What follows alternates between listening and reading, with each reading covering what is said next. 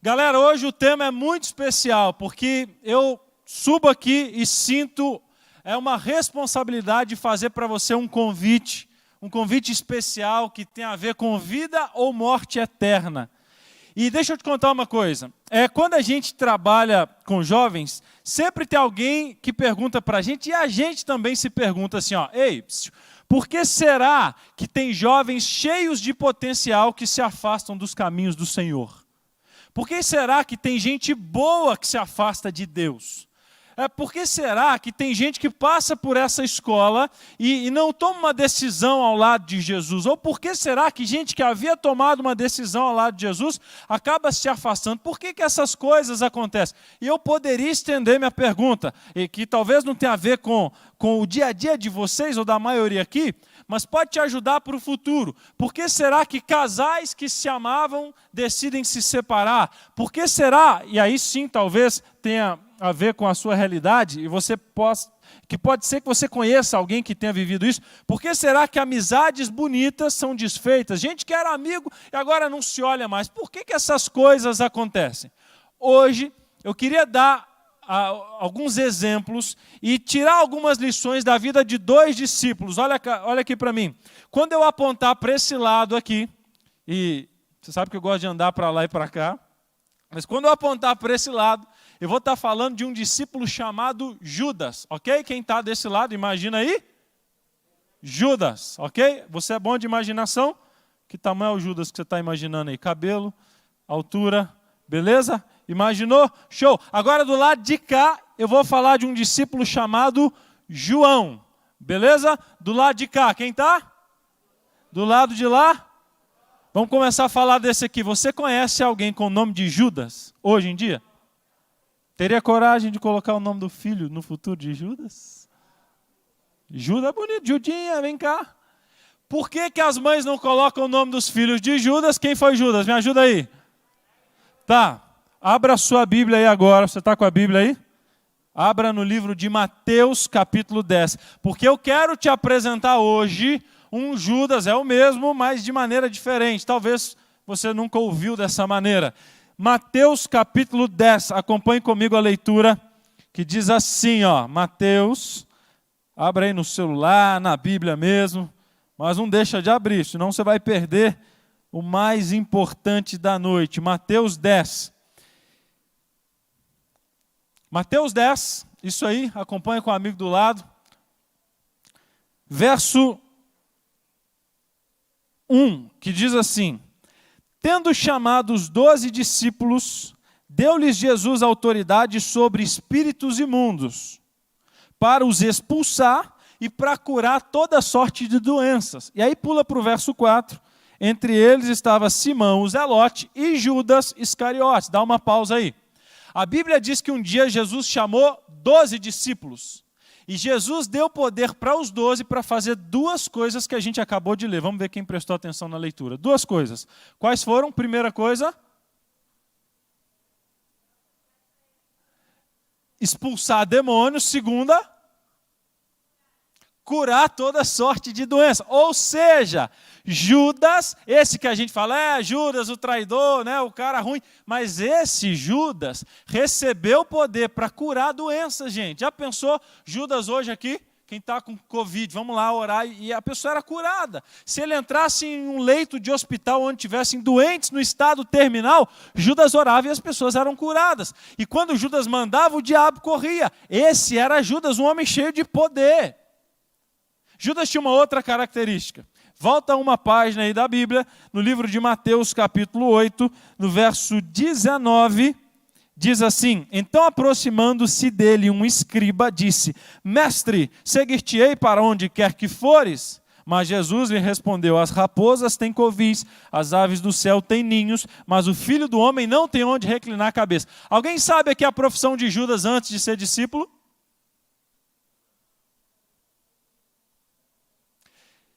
Tem um livro chamado Desejado de Todas as Nações, e lá tem 2 capítulos, um que se chama Judas, e o outro capítulo que tem como título Chamou os 12.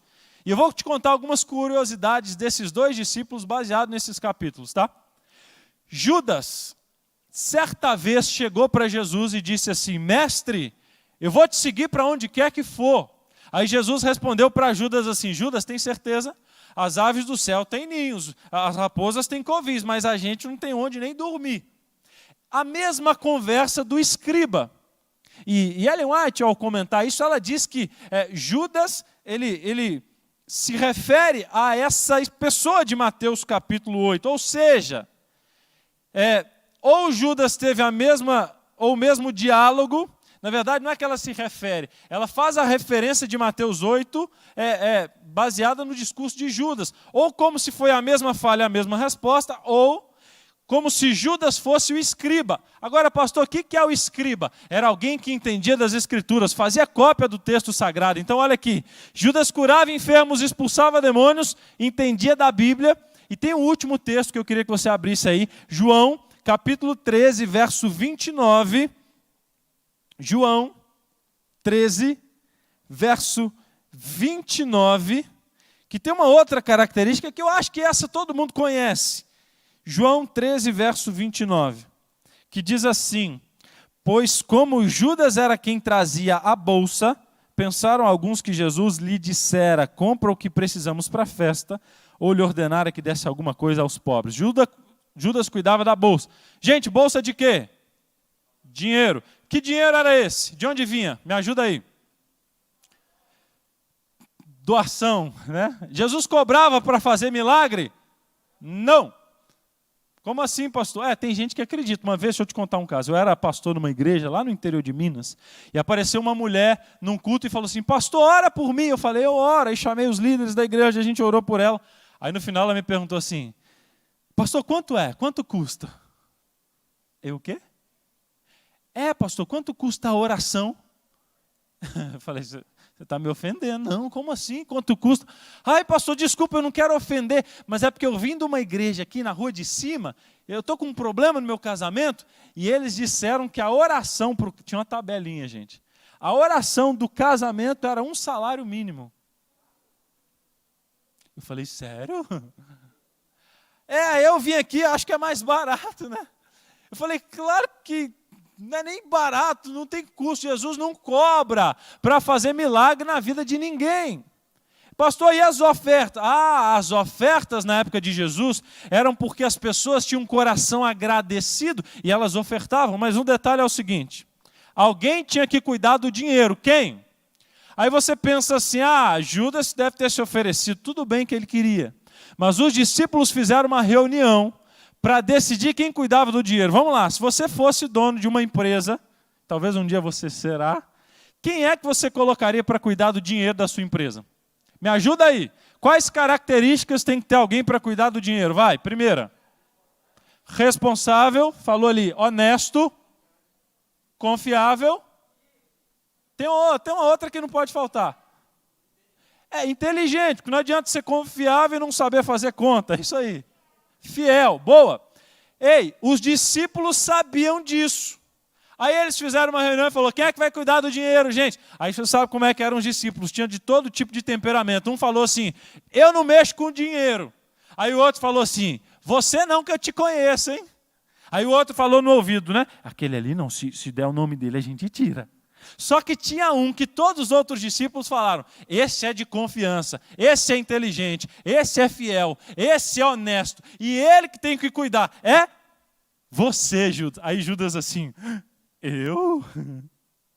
Você é o que nós mais confiamos. E aí, Judas, além de curar enfermos, escuta essa, expulsar demônios, entender da Bíblia, abnegado, porque abandonou tudo para seguir a Jesus. Ele era inteligente, era fiel, tinha habilidades financeiras, fiel assim, né, na mentalidade de todos, mas tinha habilidade financeira, ele se dava bem com o público, tudo um cara só.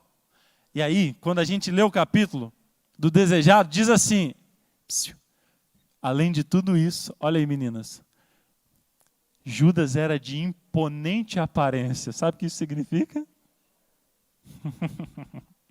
O cara ainda era bonitão. Olha aí, bom partido, né? Só que não, né?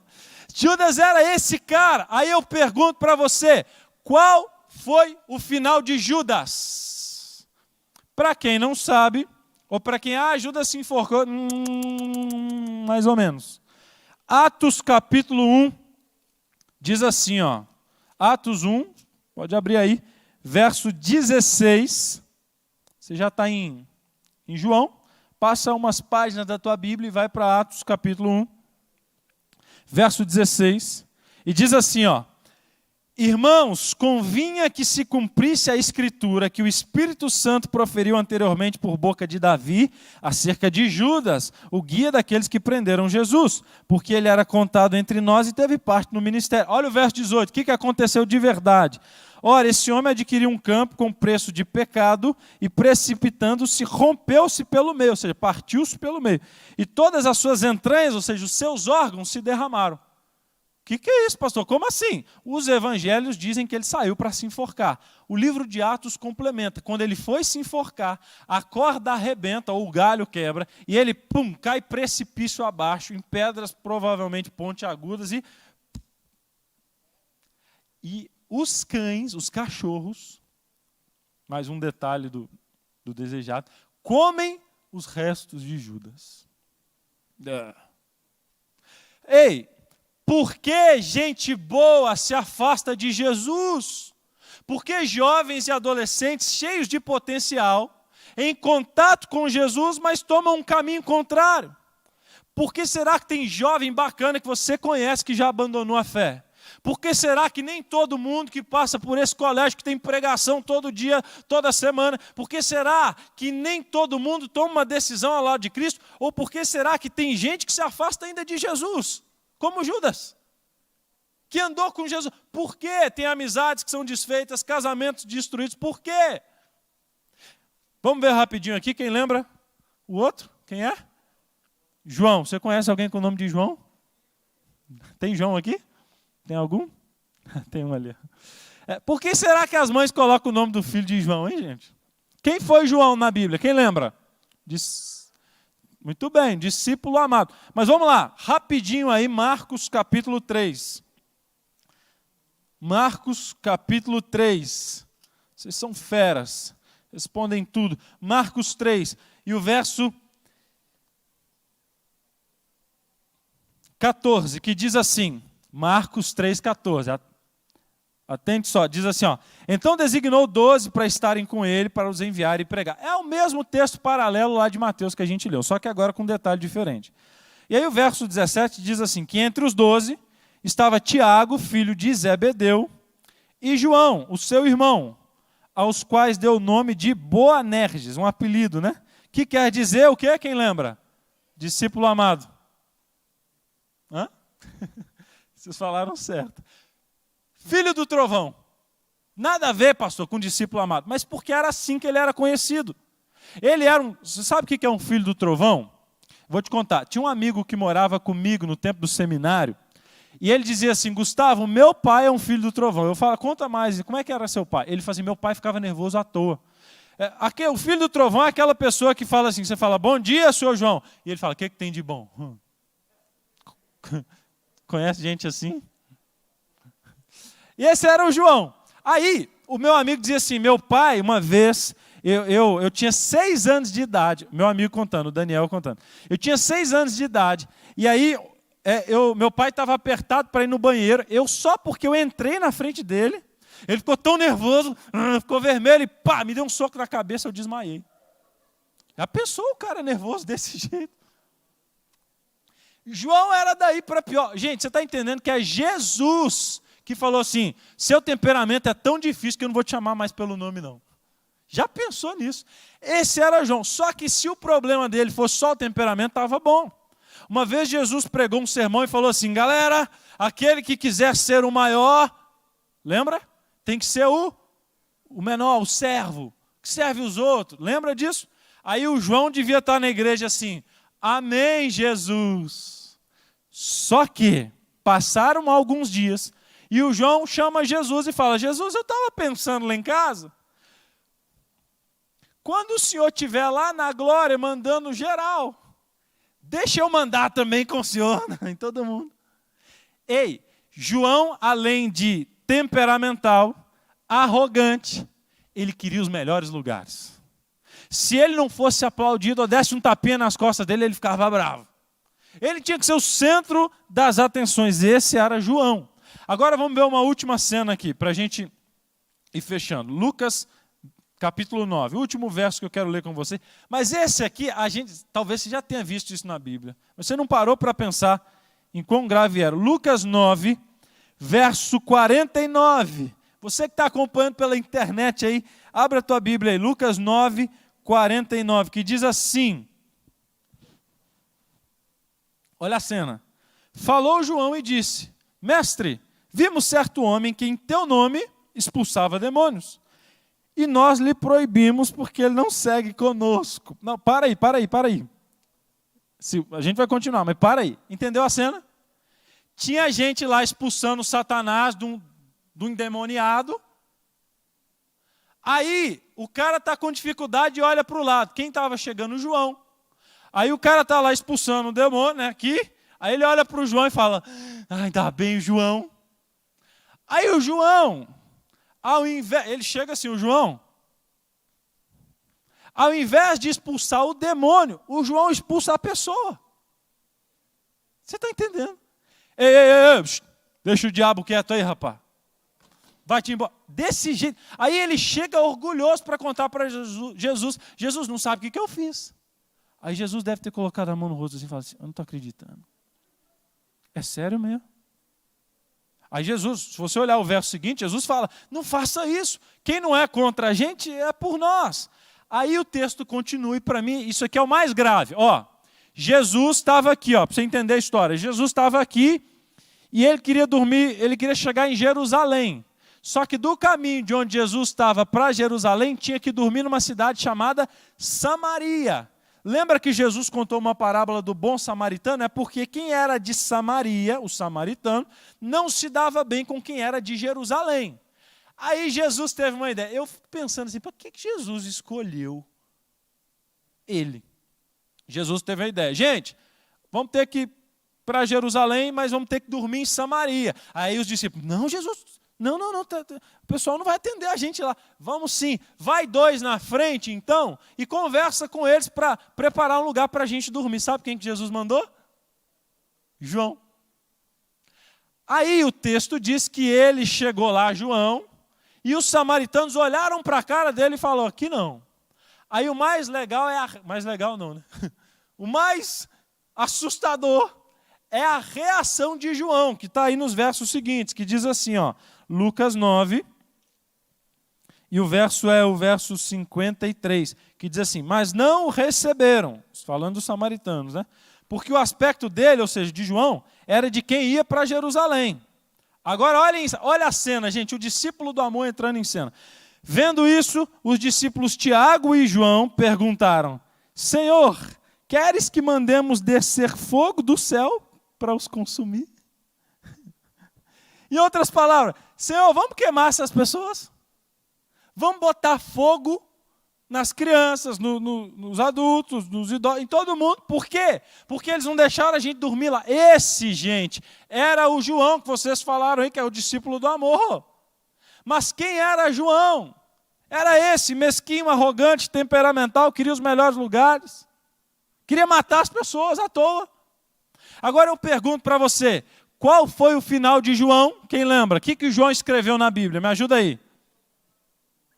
Evangelho de João, 1ª, 2ª e 3ª carta de João, e o livro de, falaram aqui?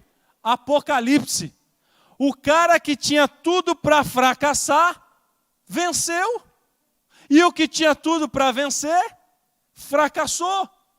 Qual que é a resposta, pastor? Então, por que será que gente boa se afasta de Deus, alguns? Por que será que gente que tinha tudo para fracassar vence?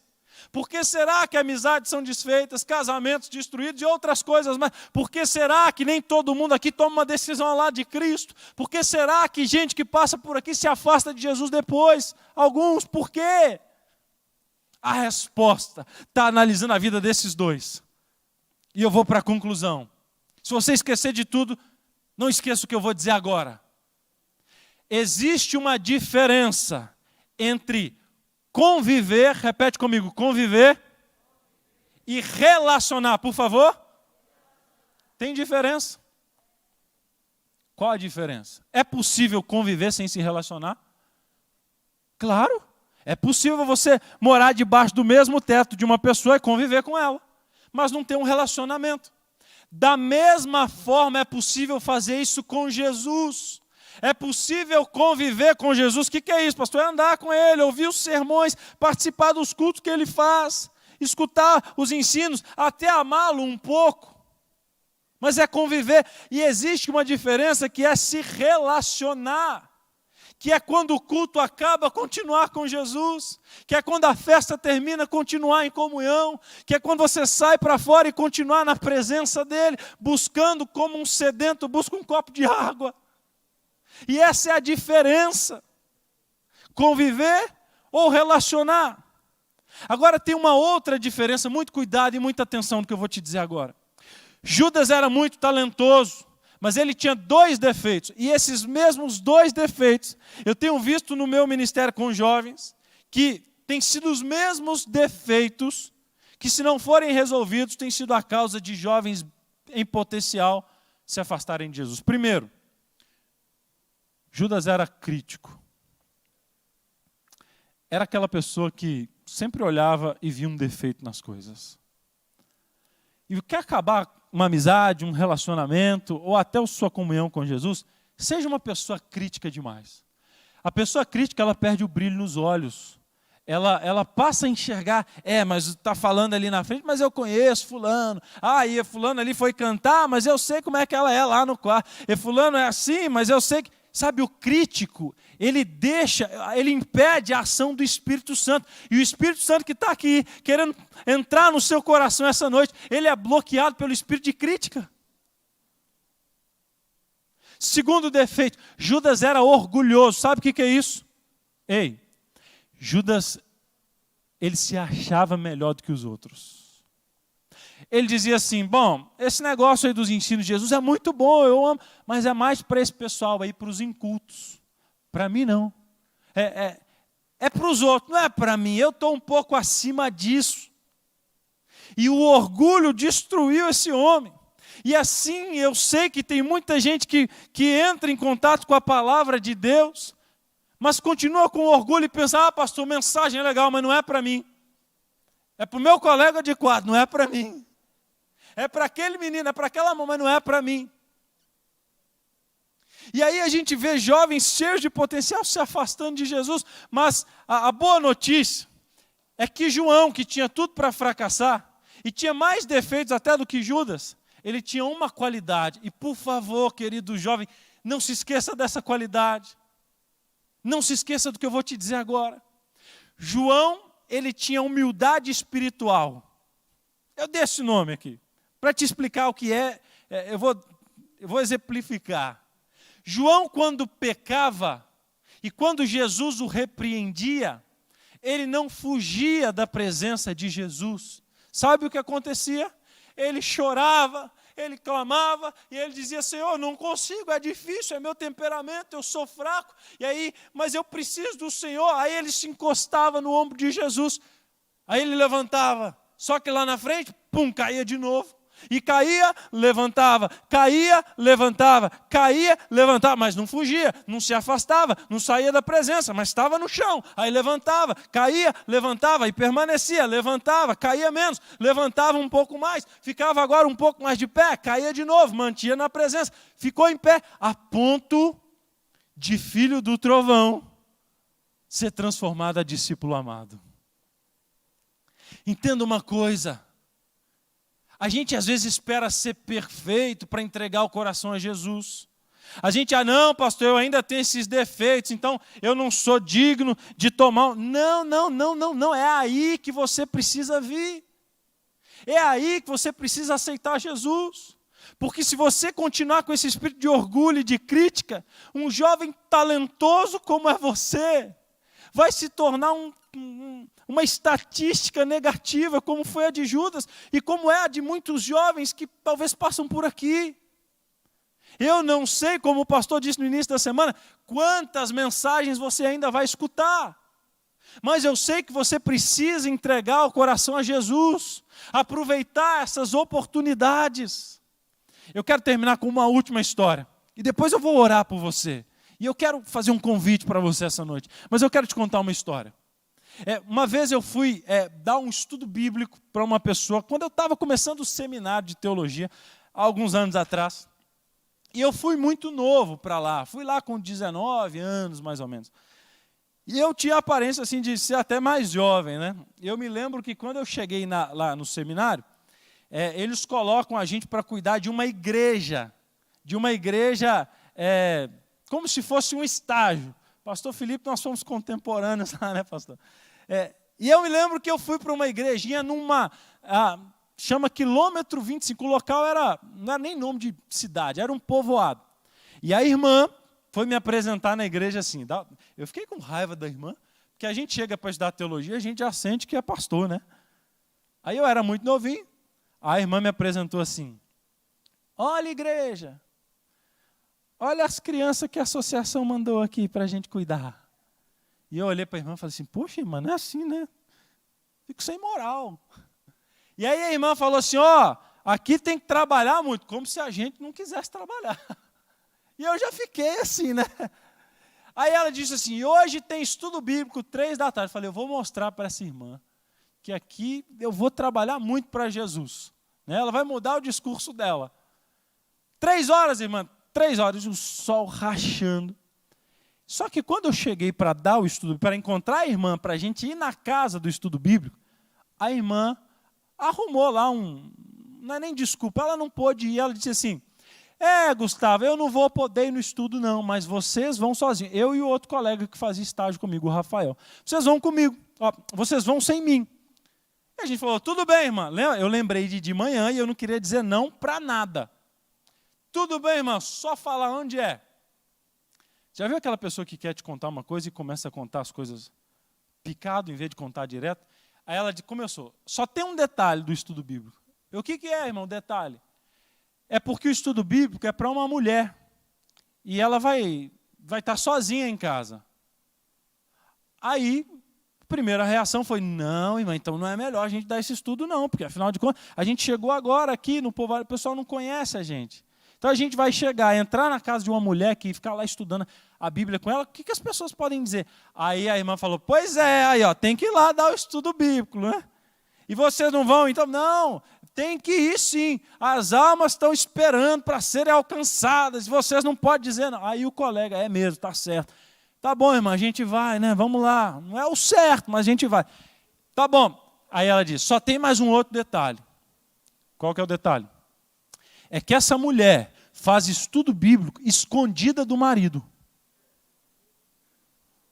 Aí eu falei: não, aí não, irmã. Escondida do marido? Porque ela quer muito conhecer o evangelho, está muito interessada. Eu falei: mas eu não vou não, escondida do marido? Imagina. Vai, porque esse horário o homem não está em casa. Que conversa é essa? Eu vou, que o homem não está em casa, eu vou para a casa da mulher. Não. Aí o colega: mas Deus vai abençoar. E ela: Deus vai abençoar. E eu mais covarde, né? E eu não, era 2 contra 1, eu falei: não é possível, mas tá bom, irmão, vamos lá então, não é possível. Lembrei do caso de manhã e não queria dizer não. Então era mais fácil ela me convencer pelo que aconteceu mais cedo. Aí eu estava indo, ela falou: só tem mais um detalhe. Ele disse para todo mundo aqui no povoado que odeia cristão, que odeia crente. Eu falei: aí agrava, irmã. Aí é pior. Ele, além de ser escondido, ele fala que odeia crente. Eu não vou. Ela: tem que ir. Aí, resumindo a história, argumento de um lado do outro: tá bom, eu vou. Aí eu já estava indo. Aí ela falou: só tem mais um detalhe. Aí ela me fez uma pergunta que vocês possivelmente não vão não é do tempo de vocês, mas eu vou explicar. Não sei a galera aí com mais de 30 e poucos anos, os preceptores aí, e os pastores. Ela me perguntou assim: Gustavo, você já viu aquele programa que passa na Rede Globo, chamado Linha Direta? Eu vou explicar para você. O programa Linha Direta era um programa que passava na televisão, que só apresentava os foragidos da justiça. Gente, criminosos da pior espécie, aquele pessoal foragido. Era assim, fulano de tal, matou 12, tá procura-se Brasil afora. Aí ela disse assim, Gustavo, esse homem já apareceu até no Linha Direta. Aí eu falei, como é que a senhora arruma um estudo bíblico desse, irmã? Eu não vou, mas tem que ir, porque as almas, né? Eu falei, mas é a minha alma também, eu não vou. Aí ela falou, mas tem que ir, como é que tal? E aí aquele discurso. E o colega, parecendo assim, que estava em Nárnia. Ele, não, vamos lá, vai ser legal. Você está entendendo? E era 2 contra 1. Aí eu falei, não é possível. Aí terminou a conversa, eu falei, tá bom, vamos lá. E eu fui já pensando assim, não vai dar certo, vai dar errado esse negócio. E a casa da mulher era uma trilha que não tinha vizinhança, era mato para todo lado, uma casa aqui, aí andava mais um tanto, outra casa lá. Ou seja, se gritar, ninguém te escuta. Eu falei, essa rua, essa trilha, é a casa da mulher, tudo bem. Chegamos na casa da mulher e bati lá. A mulher atendeu, e até muito simpática a senhora. E ela, por favor, a irmã Raimunda não veio? Não veio, mas ela mandou a gente aqui. Ela, tudo bem, pode entrar. Ela, né, como se estivesse fazendo um negócio escondido. Pode entrar. Aí nós entramos e ela sentou aqui na frente, o colega aqui e eu aqui, de frente para a porta. E olhando para a janela. E o estudo bíblico acontecia e ela ficou muito empolgada. Aí ela foi ganhando confiança e começou a desabafar e disse assim, o meu marido é um homem muito violento. Eu falei, irmã, estou sabendo aí das histórias, né? Aí ela, não, pior é quando ele bebe. Aí eu, por curiosidade, falei, mano, só por curiosidade, assim, onde é que ele está agora? Ele está no bar. Não, só para saber, né? Aí, aquele clima tenso. E eu tinha combinado com um colega assim, vamos chegar lá, só fazer uma oração, depois a gente vai embora. Mas a mulher estava empolgada, e aí a gente começa a se empolgar também, e ele empolgado, eu olhando para o relógio. Aí, de repente, eu escutei o barulho, porque não tinha vizinho, então barulho era só do homem chegando. Eu escutei um barulho, e eu olhei pela janela, veio lá um galope, o pessoal anda a cavalo lá, e ele a cavalo, numa velocidade, e aí parando. E sabe quando o bêbado está bravo, falando sozinho? Eu não entendia nada, esbravejando, resmungando. Aí a mulher, meu marido, eu falei, seu marido, eu estou vendo. E aí meu marido está chegando, aí agora. Aí, gente, o homem estaciona o cavalo dele lá na cerca. E ele dá um pulo, ele estava bravo. Eu não sei o que aconteceu, eu acho que alguém lá no bar deve ter falado, tem homem na tua casa lá com a tua mulher. Eu acho que foi isso. Porque ele veio tão bravo, e ele pula do cavalo, e ele puxa da sela do cavalo, assim, um facão. E ele dá um grito, um berro assim, hoje eu mato um. E vem em direção à casa. Você imagina como é que eu fiquei. Eu já estava com medo antes disso tudo acontecer. Sabe quando o tempo para? Eu fiquei em pé assim, e coloquei minha Bíblia no peito. E a minha oração, de verdade, foi assim, só no pensamento. Senhor, leve em conta, eu estou dando estudo bíblico. E eu pensando, o homem vindo assim com o facão, e eu pensei que aí vem adrenalina, o que eu faço? Vou embora, coloco o colega na frente, que é ele que demorou. Aí o que eu faço? Pensei. Aí na hora eu estou assim, estou aqui parado, falei, agora é o que Deus quiser. E vem um homem com o facão, bravo. A casa era pequena, quando ele chega assim, na porta da casa, algo acontece. Ele faz assim, ele cai de joelho no chão e o facão cai de lado. Aí ele olha para a gente e ele fala uma coisa assim, os anjos do Senhor estão na minha casa.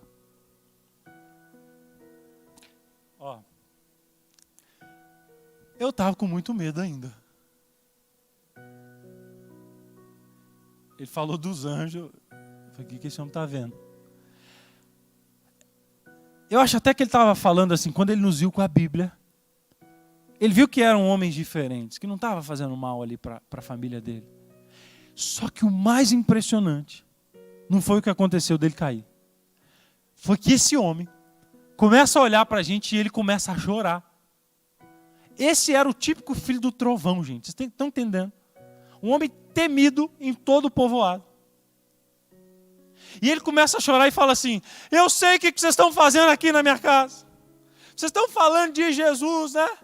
E a gente, sim, a gente está falando de Jesus. Aí ele dizia assim, então me responda uma coisa. Me responda com sinceridade. Esse Jesus que vocês estão falando é de verdade mesmo? Ele tem poder para mudar a minha vida? Porque eu sou um homem mau. Eu já fiz muito mal para as pessoas, mas eu não quero ser assim. A esposa olhando, não entendendo nada.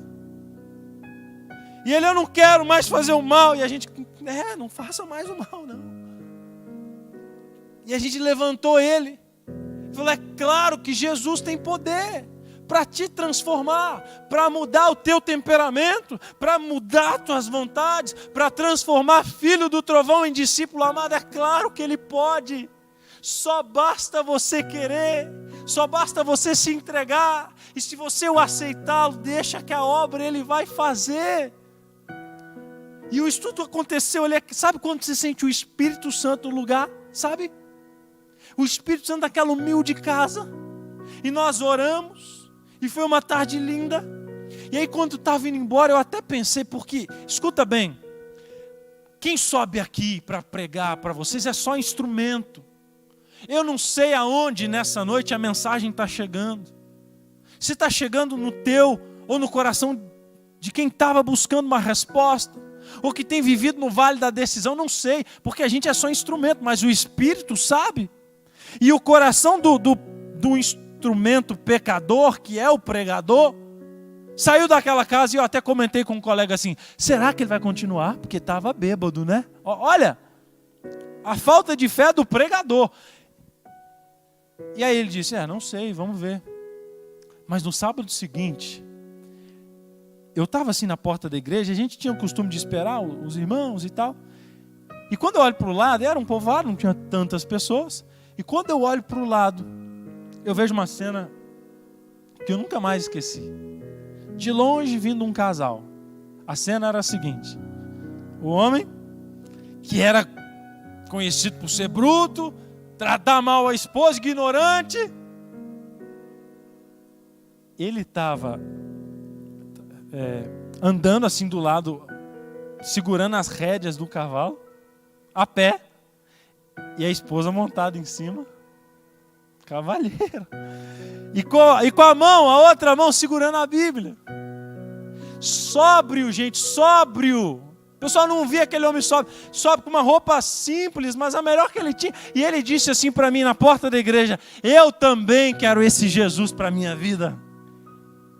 Ei, basta você querer. E Cristo transforma a filha do trovão em uma discípula amada, o filho do trovão em discípulo amado. Ah, pastor, mas eu estou tão distante, eu tenho defeitos, eu sou crítico, eu sou orgulhoso, ou eu tenho defeitos, falhas de caráter. A boa notícia dessa noite é que o Filho de Deus está presente nesse lugar.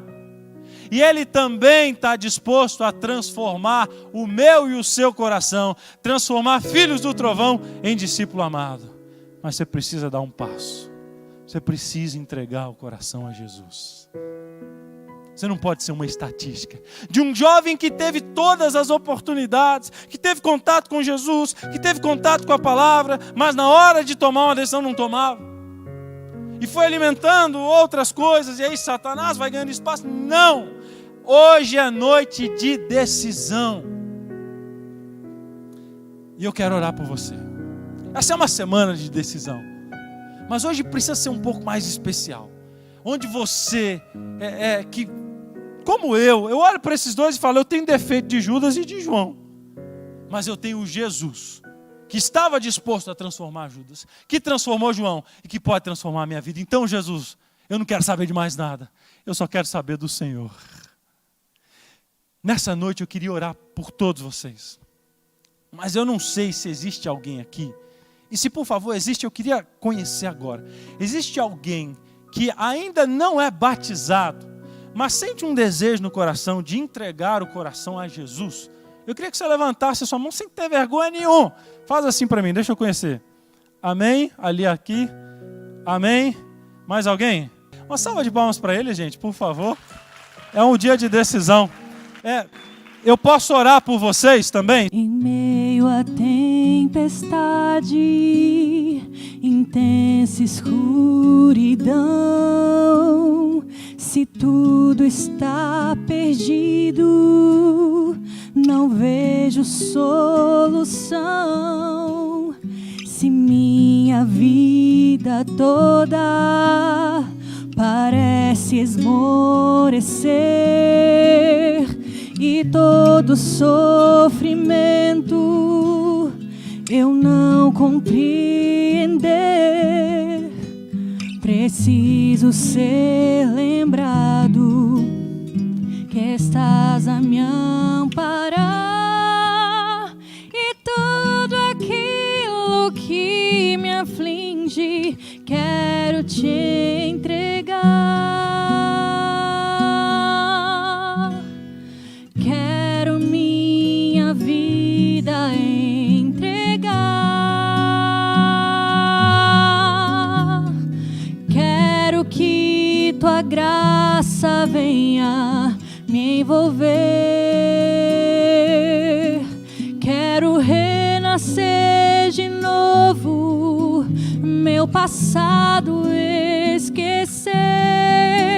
Quero ver o teu poder me transformar.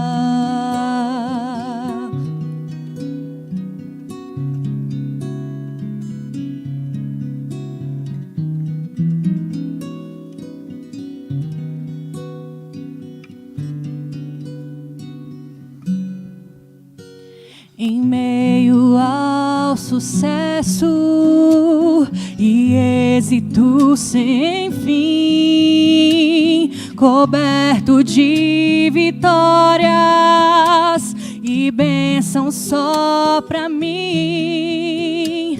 Se todos os meus sonhos eu puder realizar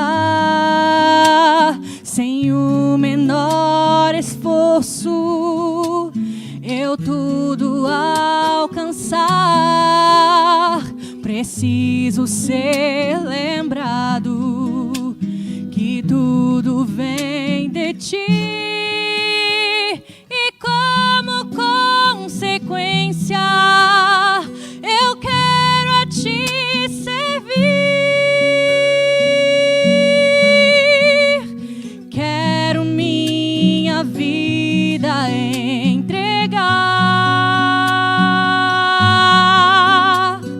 Quero que tua graça venha me envolver.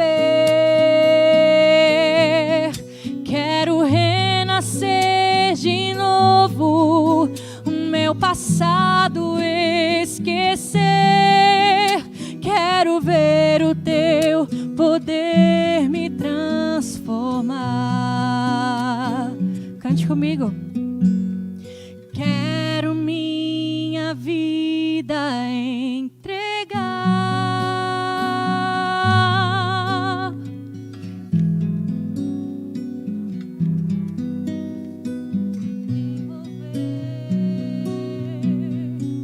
Quero renascer de novo, meu passado esquecer. Esse Deus que apaga o teu passado quer ver esse poder te transformar. Então fique em pé aí onde você está.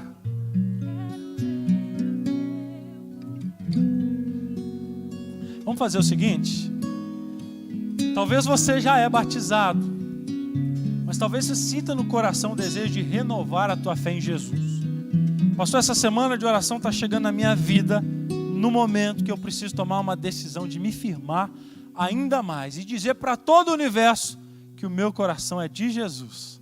Então eu queria que você também, eu sei que a gente tem um distanciamento aqui, Mas eu queria que você viesse aqui à frente, saísse aí do teu banco, como uma forma de dizer, eu quero renovar minha fé em Cristo Jesus. Eu quero ser como João, ser um discípulo amado. E eu não quero jamais ser como Judas, passar por aqui e não ter a minha vida entregue. Ou ser uma estatística de um jovem cheio de potencial que se afastou de Jesus. Eu não quero isso. Eu quero ser de Jesus. Eu quero viver a minha fé, não só a fé dos meus pais, não só porque meu pai, minha mãe, não, porque Jesus me alcançou. Porque eu quero ser dele, porque meu coração é dele, porque a minha vida é dele, porque eu quero fazer grandes coisas. Ei, João foi transformado, vou dizer para vocês, João escreveu o Evangelho, o livro de Apocalipse e outras coisas mais. Sabe o que acontece quando um jovem entrega o coração a Jesus de verdade? Jesus usa para fazer grandes coisas. E talvez ele vai usar vocês, você, para fazer grandes coisas para ele. Coisas que o universo inteiro vai assistir e falar, olha o que Deus faz na vida dessa menina, desse menino. Jesus te ama demais.